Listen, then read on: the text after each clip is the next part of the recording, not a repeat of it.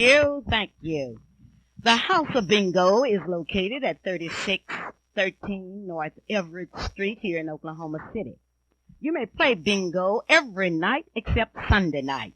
On Sunday night, you will have the opportunity to see the movie, Brother President, which will be shown tonight at 8 p.m. at the House of Bingo. The name of the movie is Brother President. It's a story of Dr. Martin Luther King, Jr.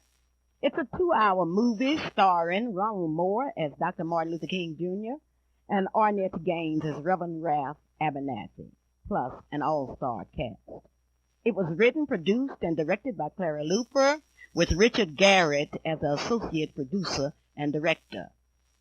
The movie was filmed by the advanced cinema students at Oklahoma University in Norman, Oklahoma, under the direction of Dr. Ned Hockman. Mr. Leonardo DeBose directed the music for the film. The movie starts in a library where students will read and reread the life of Dr. Martin Luther King, Jr. and the times in which he lived. It moves into the 1983 senatorial debates on the Dr. Martin Luther King's holiday bill. This is quite interesting because many of the senators that were speaking for the Martin Luther King's holiday bill were senators who were against the civil rights movement in the 60s. Once Martin Luther King's holiday bill becomes a national holiday, the movie traces the life of Dr. Martin Luther King, Jr. from Morehouse College to Montgomery, Alabama, where he gains national prominence as a nonviolent civil rights leader and soon emerges as one of the great leaders of our time. The movie takes the life of Martin Luther King, Jr. out of the sleeping pages of American history and warms the hearts of the audience as the true meaning of his life unfolds. It ends with his assassination on April the 4th in Memphis, Tennessee, and his funeral services in Atlanta, Georgia. This movie stars high school students from John Marshall High School. The movie is a moving experience, both in education, history, and entertainment. The premiere of the movie was held on May 17, 1984 at the Tower Theater in Oklahoma City. It was also shown at St. John's Baptist Church and has been running for 7 weeks on Sunday nights at the House of Bingo, located at 3513 North Everett Street. It will also be shown this month at various middle and high schools in the state. And on January the 13th at 3:30 p.m., the movie will be shown at the Calvary Baptist Church in Oklahoma City, Oklahoma. Take advantage of Brother President. See it tonight. That's at 8 p.m., 3613 North Everett Street. It is fitting that we look back over the history of Martin Luther King. We want to look at his life and what he stood for. We can no longer say that we don't know detailed things about Dr. King because the movie is here. And I would advise you to bring your children, bring your families to see Brother President, the story of Dr. Martin Luther King, Jr. See such stars as Rudy Richmond, Mr. Brown, and the line goes on and on. One thing about Oklahoma City has made news. And today I have invited the state senator here with me because we want to keep you informed on what is happening in Oklahoma City. This is being made possible by Sir Charles the Taylor, located at 6225 Southeast 15th Street in Midwest City. And Sir Charles said you may come in and measure for your 1985 suit designed to fit you. The telephone number is 733-7600. So I have invited Senator Porter here today to discuss a plan that has America talking. I've received calls from all over this country, and people cannot believe what has happened here in Oklahoma City. Now, it's not surprising that there are forces that would like to turn the hands of the clock back. But what is surprising is the type of leadership that we have on the school board at this time. Senator Porter, how are you this evening? Fine. How are you, Mrs. Luper? Oh, I'm fine this evening. Senator, I would like for you to bring us up on first the plan as you see it, how the plan was initiated. Well, the plan, Mrs. Luper, is horrible, to say the least. The plan was initiated, I am convinced, because the Oklahoma City School Board, in an attempt to save white flight from leaving the Oklahoma City School District, came up with a plan to take us back to neighborhood schools. And neighborhood schools, in effect, means that black children who live in the northeast quadrant of Oklahoma City will go to segregated schools, schools that will be all black. And of course, this is a step backwards. It's contrary to everything that we have fought for. Much to my shock, we have received, and I'm somewhat surprised, we have received tremendous support from white citizens who tell us, don't go backwards. Stand up and resist and fight the school board plan. And then when I look at the minutes of the school board and look at the names of those persons who addressed the school board when this plan was being discussed, I was really pleased to find out that many white citizens voiced their opposition to the plan.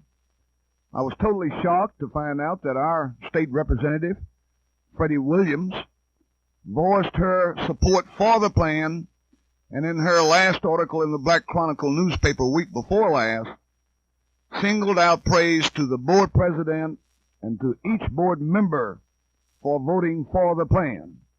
That's a step in the wrong direction, and it certainly is, in my opinion, a backward step for leadership in this community.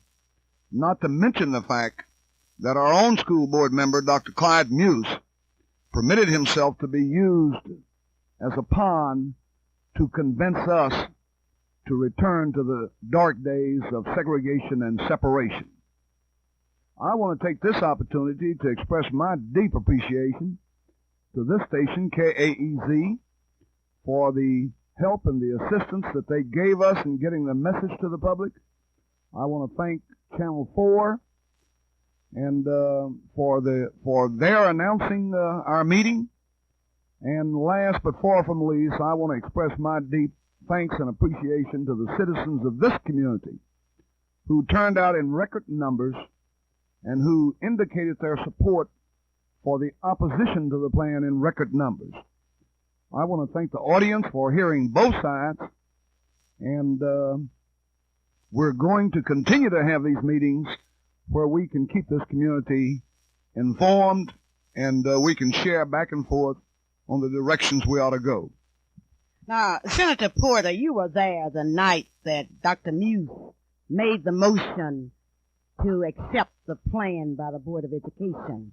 Would you tell me your feelings that night?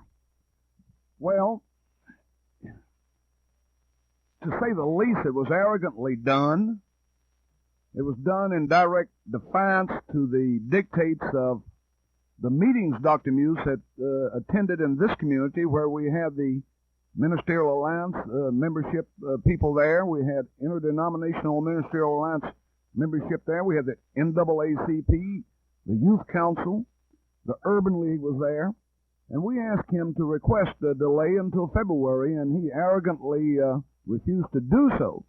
And that's the reason that a resolution came out of that meeting asking him to resign. You know, public trust doesn't belong to those of us who hold public trust. It belongs to the people.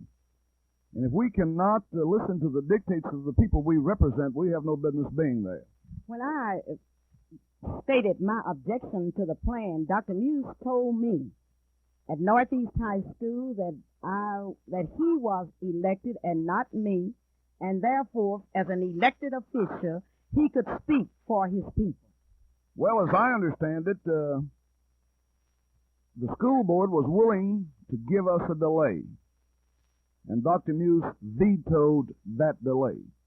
Now Wait a minute. That's a message that I was told by Commissioner Shirley Darrell, and who asked him to request a delay until February. And he arrogantly refused to do so. And that's the reason that a resolution came out of that meeting asking him to resign. You know, public trust doesn't belong to those of us who hold public trust. It belongs to the people. And if we cannot listen to the dictates of the people we represent, we have no business being there. When I stated my objection to the plan, Dr. Muse told me at Northeast High School that he was elected and not me, and therefore, as an elected official, he could speak for his people. Well, that they had the votes to give us a delay, and that Dr. Muse vetoed that delay. And, of course, Commissioner Darrell indicated this to the audience on Thursday night when she spoke about the plan. Senator Porter, I happened to have been on Channel 4 with Dr. Muse, and at that time I asked him, why didn't he ask for a delay in the plan? He told me that he was not going to be a puppet for special interests in this community. Now, he told me that on Channel 4 in Oklahoma City. Well, the only special interest that I can imagine that he would be talking about is the people he represents. And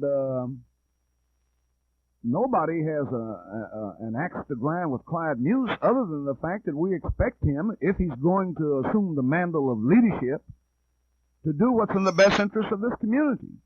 And it may have been in the best interest of this community if they saw fit to accept the plan. Every vibration that I've received, they don't accept the plan. They stood up in mass numbers at St. John Baptist Church on January the 3rd and said, we are not for the plan. Approximately 6 people said they were for the plan. The Urban League said they were for the plan. But the rank and file citizen and the great bulk of the leadership in this community is not for the plan, and the plan is going to be resisted by this community. This is the first time since I've been in Oklahoma City that the Urban League and the NACP have been on different sides of the fence.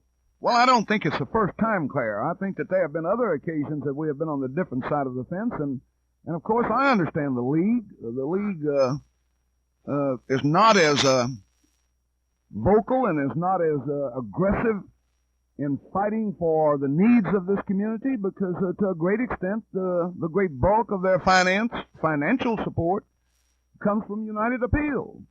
And that means that white people control their ability to survive as a social service agency. And so I have understanding for that and appreciation for that. What I don't understand is don't be a stumbling block and don't take positions and don't stand in the way of turning of giving assistance to turning the hand backwards to the dark and dreary days of separation and segregation. All right, you understand that. This is certainly your feeling, Senator Porter. Is that correct? Yes, these are my personal feelings, but I suspect these are the feelings of a lot of other people. It certainly was a feeling of the heartbeat of the approximately 500 to 600 people who turned out at St. John Baptist Church, because they stood up in mass and said that they did not want the plan accepted. As a history teacher, I must continue to remind people when they ask me, Clara, why is it that the Urban League is on one side and the NACP is on the other one? I have to remind them that the NACP has always been in the forefront for integration. And I'm going to ask you, because you have been around, tell me the name of the organization that made it possible for Tisdale to play basketball at Oklahoma University.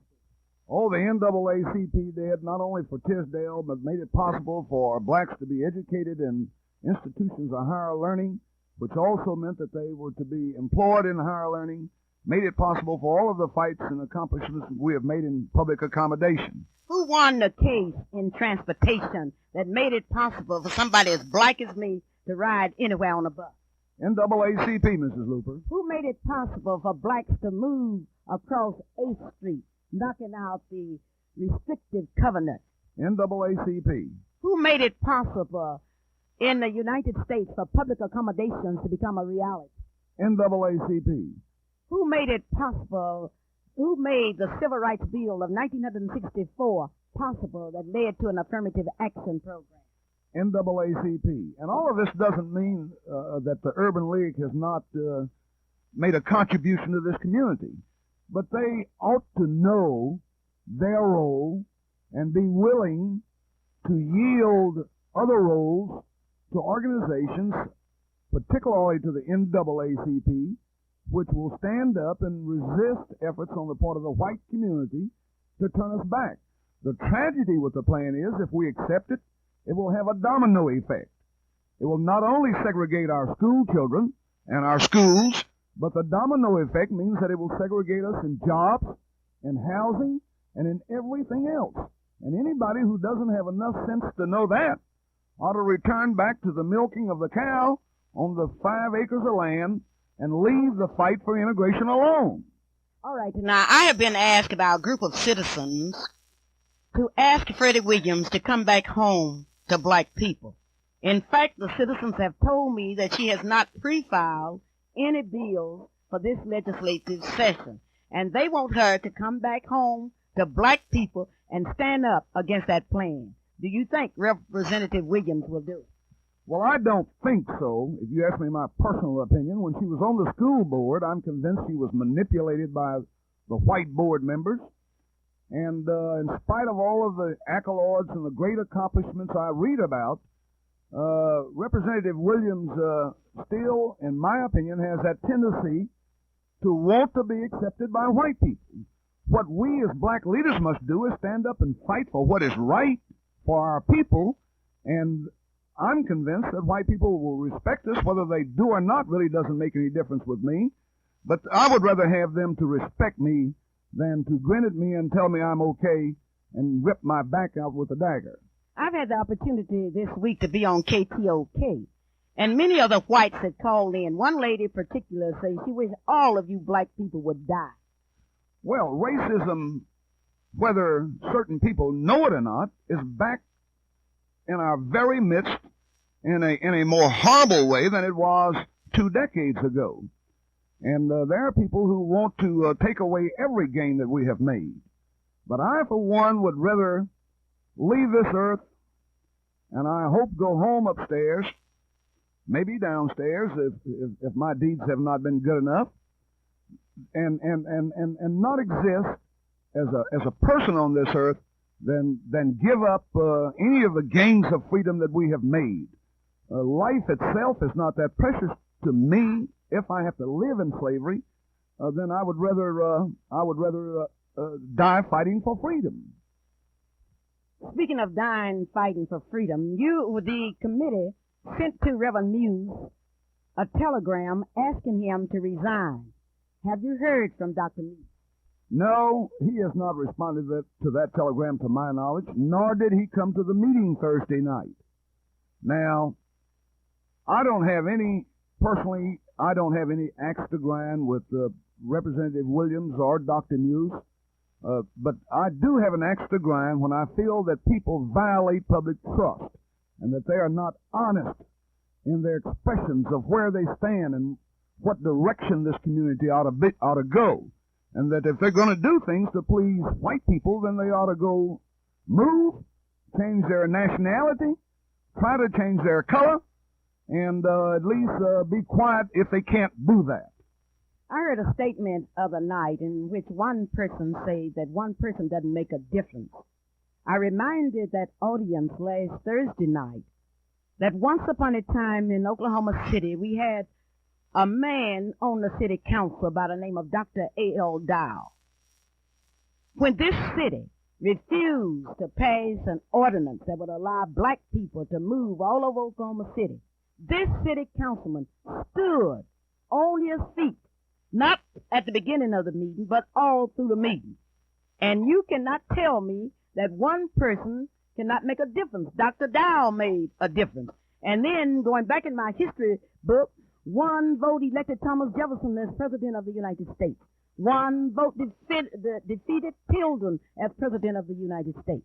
One vote elected Mayor Norrick as mayor of Oklahoma City. That was Commissioner Darrell who made that statement, and it completely shocked me because she's on the county commissioner. She's a county commissioner. There are 3 county commissioners. If her one vote doesn't make a difference, she hasn't got any business being there. There are 2 blacks in the state Senate. If our vote and our presence doesn't make a difference, we don't have any business being there. And you're absolutely right about Dr. Dow. Martin Luther King's voice made a difference. The NAACP voice made a difference.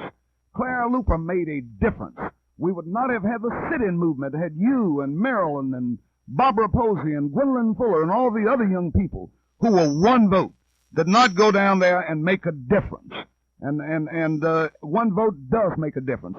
One person serving on a 12-man jury or 12-man and woman jury will make a difference. It will keep out racism. It will make them at least deal with the evidence and be fair if the defendant happens to be black and you've got a racist there. That one vote makes a difference. And I would rather hope that that was rhetoric and not sound thinking on the part of Commissioner Darrell when she made that statement. If she feels that way, then her one voice won't make a difference as a county commissioner. At least Shirley came home, right? Well, she came home. She sure did. And she came to that meeting, and she stood up, and we expressed herself, and we got a feeling of where she stood. And those who don't have the courage, who occupy leadership, to tell the people where they stand, should not, in my opinion, occupy leadership. I have invited Representative Williams,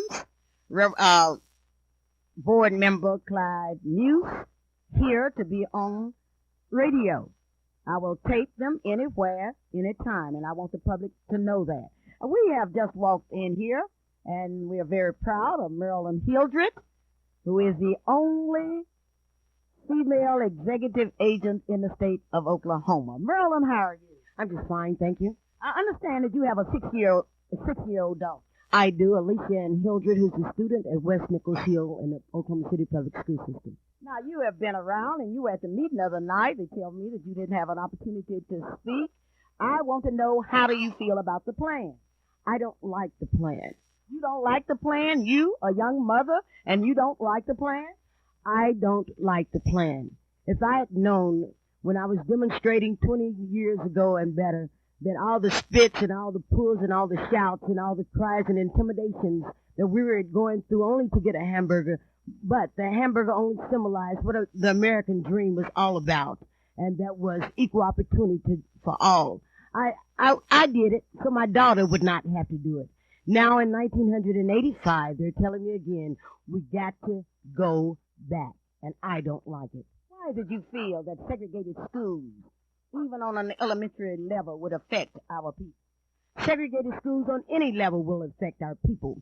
Education is more than learning to read and write. Education is learning how to interact with people. That's what education is about. We can't segregate our kids from the first through the fourth grade and tell them in an all-black environment that for the first 4 years of their life, put them in this situation, and then in the fifth grade, throw them out with people of all races, creeds, and colors. You can't do it. You can't compete within a system. I'm telling you, you cannot compete within a system unless you're part of the system. One of the teachers from Douglas High School stated the other night that it was better, and along with several other students in the audience who came over and spoke to me after the meeting, and all of our minds were reflecting back. Because I can remember when we would go out to participate in the science fairs, we did not have the same type of equipment that they had at other schools like Northwest Classen. The competition was over before we got there. I'm not saying that we didn't learn, because we had people interested in us learning, but I'm saying the facilities, the books, and learning experiences were not the same. Again, I tell you, you cannot compete within a system and be separate. A separate but equal system will not work. And I want to tell you something that Dr. Todd told us at our 20-year reunion, and it's so pertinent. In the words of the great black Negro philosopher B.B. King, the thrill is gone, and we're not going back to the segregated society. When you say the thrill is gone, what do you mean? The thrill is gone. It was 20 years ago, this is the only thing that we knew was a segregated society as such. But those days are far from gone. 20 years ago, we could not even identify with a man sitting on top of the moon going out, changing some lens on the camera. We didn't even know what people were talking about 20 years ago. The whole world has changed in the last 20 years, and the thrill of a segregated system is gone. Well, I've never felt the thrill of a segregated system. I've always hated segregation with a passion. Marilyn, you are in the insurance business. Do you feel that if we segregate the schools, that finally the insurance agents and what have you will be segregated? See, what we don't understand as a people, we're in big trouble all over the United States. Right here in Oklahoma City, right here in our town. Look around your major insurance companies. Look around and you will see no blacks in your major insurance company. Within the last 90 to 120 days, they've eliminated the blacks out of your major insurance companies, except for Allstate Insurance. I'm telling you where it is. If you had a black agent previously, call them with the other insurance companies. They're no longer there. This is just part of what's going on in this community. That is absolutely correct. State Farm Insurance Company has eliminated the 2 black agents they had, Mrs. Luper. And both of those agents were making monies in excess of $50,000 and $60,000 a year. The elimination was based on the fact that they were making too much money, and so they cut them out. And the only black insurance agent in this city today is Marilyn Luper Hildreth. Well, now, Allstate has several other blacks, and I want you to understand this. Yes. Now, but State Farm has one black, Darlene Hunt. But what has happened is, Senator, they've gone through the other major companies here and just eliminated blacks out of those companies. I'm talking about your major companies. All right, when you say major companies, will you tell me some names of the companies? Because maybe black people might do something else. Okay, Hartford, take a look at Farmers Insurance Company. Less than a year ago, they had 3 to 4 blacks in the company. Blacks that have been with them 7, 8, 9 years, they're no longer there. Well, Senator Porter, I understand you have been demoted in the Senate. Yes, and I told the audience Thursday night, Senator Randall, in what I consider to be a racist act, because I would not vote for him, because I would not let him talk to me like I was a child, not only stripped me of my committee chairmanships, he reduced one of the 2 black ladies who worked for the Senate in half. He moved my office to the 5th floor. He did what now? Moved my office up on the 5th floor. But the one thing that he can't deal with, he can't deal with my walking on that Senate floor, nor can he deal with my speaking on that Senate floor. And I want Senator Randall to know that I'll be on that floor to haunt him, to watch him, to challenge him, and I walked in that Senate a free man. If Roger Randall doesn't know it today, he ought to. I'll walk out of there a free man. Oh, you're a free man, but I understand he's cut your secretary's salary in half. But he won't cut our commitment, and he won't cut the fight that we will lead. We can always find a job for Mrs. Haskins to supplement what he did. As far as I'm concerned, he's not going to get away with that. And if it takes the next 6 months in the state Senate to deal with him on that, then we'll do that.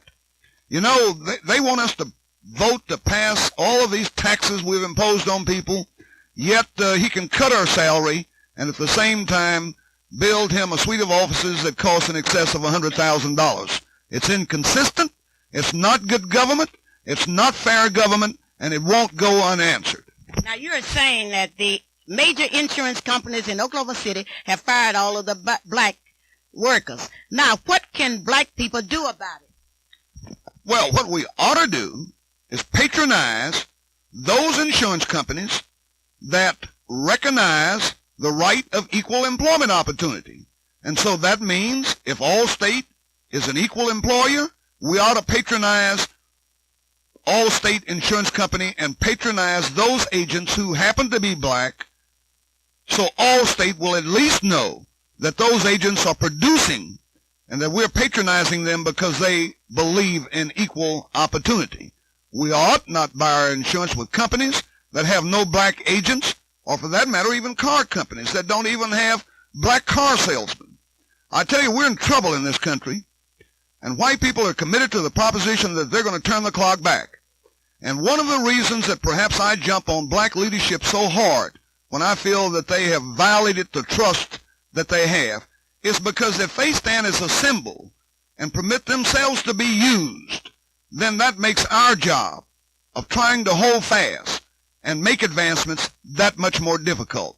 When Mr. Gaylord praised Clyde Muse and praised the Urban League, anybody with any sense, with the sense of,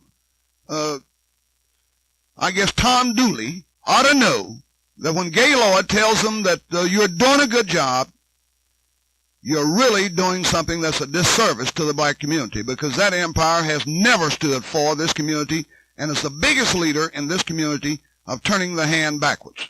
All right. Marilyn, you and what other agents, black agents does Allstate have? Brenda Primus, Harold Ford, Garland Hall. But I don't want to talk about Allstate right at this particular moment, because a lot of the agents that were with the other major insurance companies are now independent agents themselves. But it is what I'm trying to tell the radio listening audience, that we have a problem.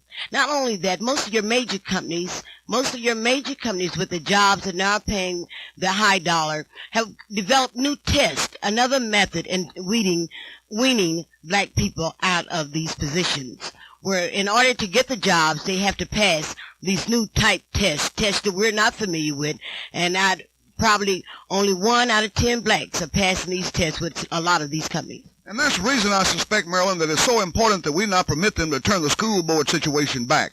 The youngsters today, who will be adults tomorrow, will live in a completely different world from the world we live in today. A much more technical world, a world that probably will not have the tolerance that this country had 20 years ago.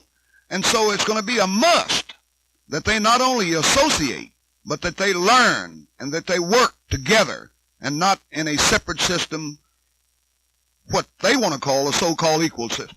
This program is being brought to you by Pollard's Funeral Home, located at 2626 North Post Road in Spencer, Oklahoma. If you need any information concerning the ultimate end of all of us, why don't you call Pollard at Pollard's Funeral Home? The telephone number is 769-6719. A Happy New Year's and a big thank you from the M&W Welding Company. And remember, if you need some burglar bars, be sure and call the M&W Welding Company. Dr. Dow has some very special eyeglasses and lens. I want you to go down to Dr. Dow's office that's located at 934 Northeast 8th Street and see what is happening and what's news. The telephone number is 235-0536. The ABC Upholstering Company has been in business since 1950. Percy Howard is ready to do your work. He has high-grade work, all-type furniture, custom draperies, furniture refinishing, and will allow you 24 months to pay. Call 427-2176 and ask for Percy. Calvin would like to say to each one of you that to come by Studio 75. You may call him at 239-6076 in Oklahoma City, Oklahoma.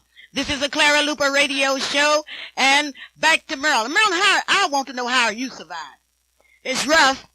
It's rough. No matter how hard you try in this society. No, when you try to be the very best in whatever field you are, when you're black, the fact remains that you're not known as the top in that particular field. You're known as a black working for that particular company that is at the top. All right, you young people are talking about the plan. Do you think that you all will be able to finance the case that's going to be filed? Now, talk is easy done, but we've got to get down to financing the school board case. Do you think that your age group will be in there fighting? Of course, because what you have to realize is that I represent the generation of change, the generation of those that stood in the streets of Oklahoma City and accepted the intimidations and humiliations of the 60s. To that, your question, I have to answer you yes, because when money and freedom are involved, both of them go hand in hand, and we're willing to pay the price for freedom. Senator Porter the other night, hundreds of people stood. Only 6 stood with the Urban League. The rest stood with NACP. Do you think that we will be able to raise the money to do the job? I sure do, Mrs. Luper, and we met today with John Walker from Little Rock, Arkansas, who is the lawyer that represented Dr. Dow in Dow versus Board of Education. And we're going to have money, and we're going to come to this community and ask you for your financial support, because we're going to have to take depositions. We're going to have costs to pay. We're going to have to bring in experts to work with plans. We're going to look at the entire system. And we'll be coming to you, and we'll be having monthly meetings.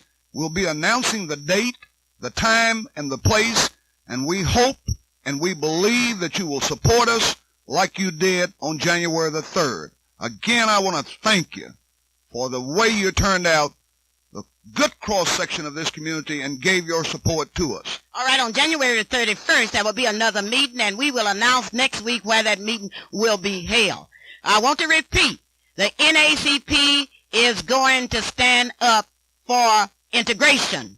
Now, I want to repeat that so we will have our position clear. All of this baby talk about poor little babies standing on the bus corners. How does that sound? Nobody said anything about the poor little babies that's going to have to walk a mile and a half to school. No one said anything about the children who will have to walk from Grady Musgrave all the way down Kelly to Eisenhower.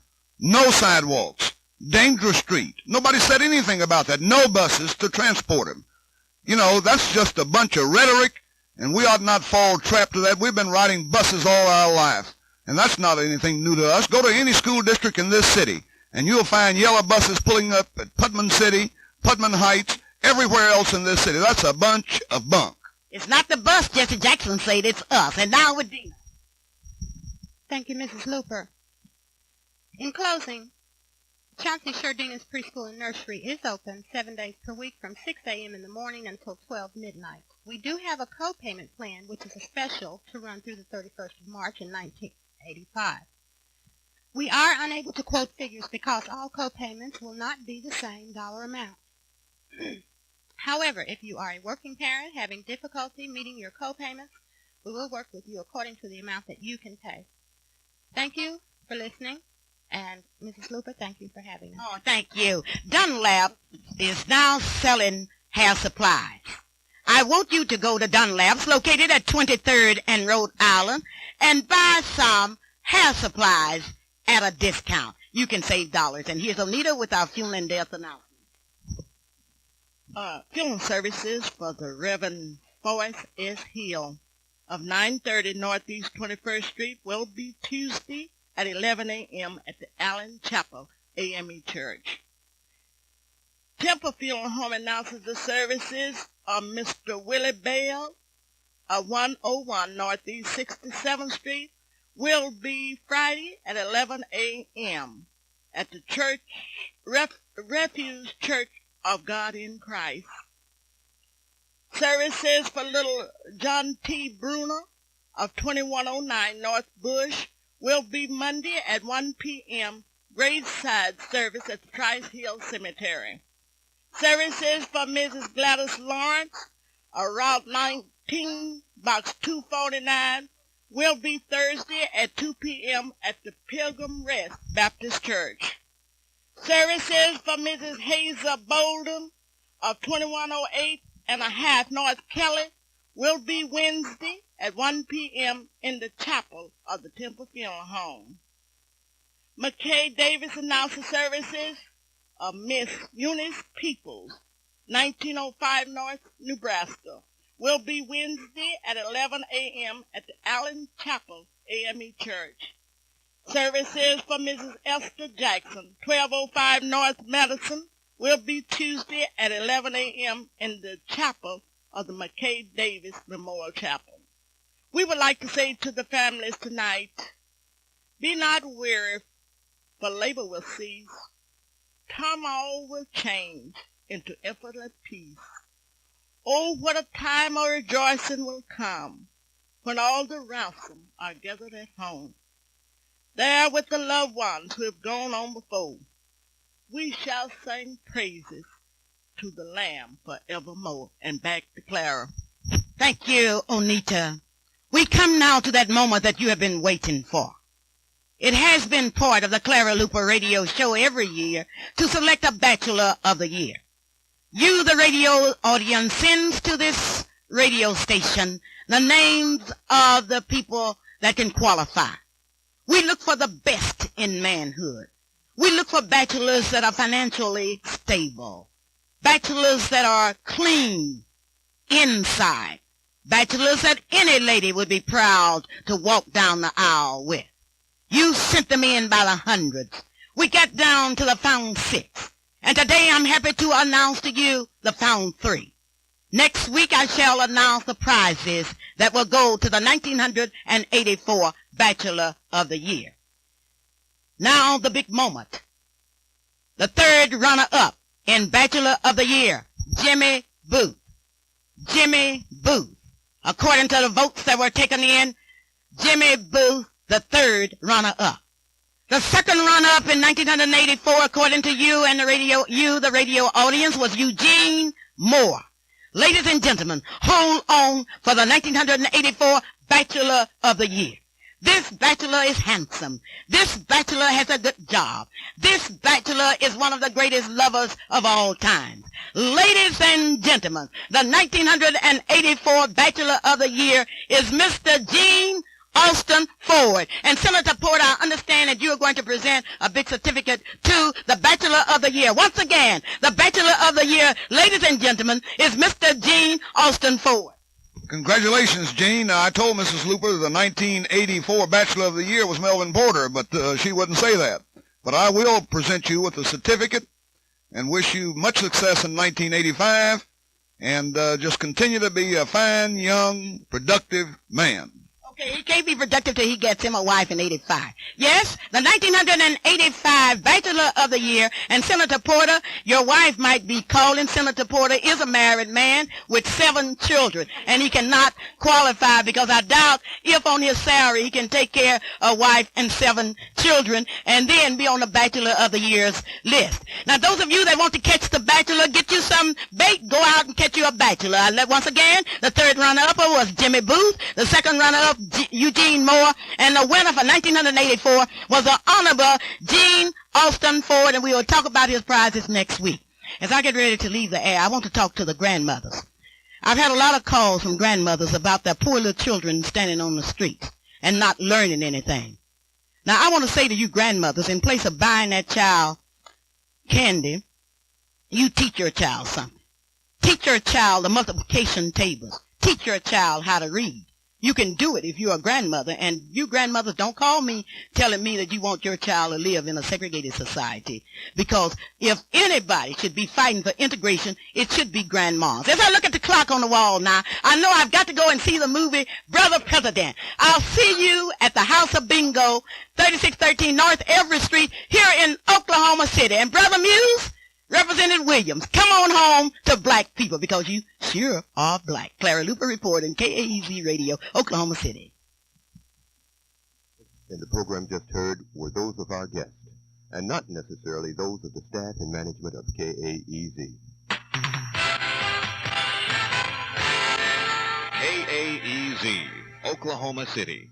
FM 107, the time now is 7:31 right here at KAEZ. This is Terry Jameson with you. Welcome to the stage, the mass choir of the Edwin Hawkins Music and Arts Seminar.